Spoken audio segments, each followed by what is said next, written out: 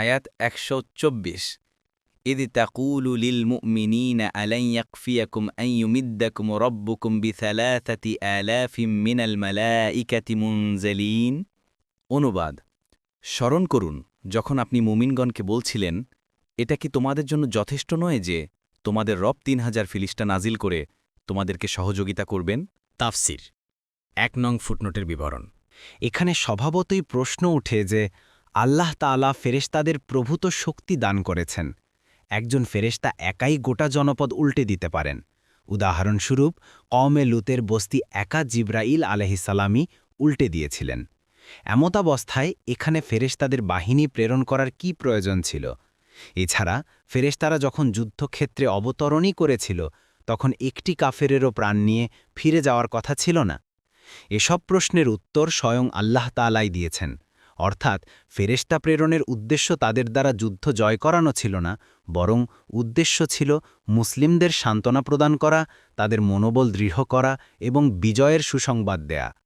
এ ঘটনা সম্পর্কেই সূরা আল আনফালের ১২ নং আয়াতে আরও স্পষ্ট করে ফেরেশতাদের সম্বোধন করে বলা হয়েছে যে, তোমরা মুসলিমদের অন্তর স্থির রাখো, অস্থির হতে দিও না। অন্তর স্থির রাখার বিভিন্ন পন্থা রয়েছে। তন্মধ্যে একটি হচ্ছে কোনো না কোনো উপায়ে মুসলিমদের সামনে একথা ফুটিয়ে তোলা যে আল্লাহর ফেরেশতারা তাদের সাহায্যার্থে দাঁড়িয়ে রয়েছেন, যেমন কখনো দৃষ্টির সম্মুখে আত্মপ্রকাশ করে, কখনো আওয়াজ দিয়ে এবং কখনো অন্য কোনো উপায়ে। বদরের রণক্ষেত্রে এসব উপায়ই ব্যবহৃত হয়েছে। কোনো কোনো সাহাবী জিবরাইলের আওয়াজ শুনেছেন যে তিনি কাউকে ডাকছেন। কেউ কেউ কতক ফেরেশতাকে দেখেছেন। কোনো কোনো সাহাবী কোনো কোনো কাফেরকে ফেরেশতাদের হাতে মরতেও দেখেছেন।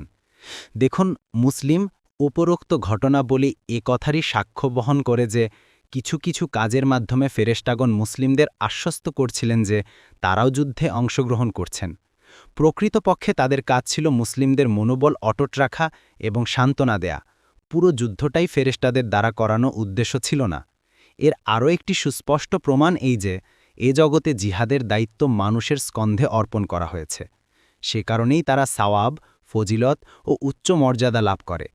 ফেরেশতা বাহিনীর দ্বারা দেশ জয় করা যদি আল্লাহর ইচ্ছা হতো, তাহলে পৃথিবীতে কাফেরদের রাষ্ট্রদূরের কথা, তাদের অস্তিত্বই খুঁজে পাওয়া যেত না। এই বিশ্ব চরাচরে আল্লাহর তাআলার ইচ্ছা তা নয়।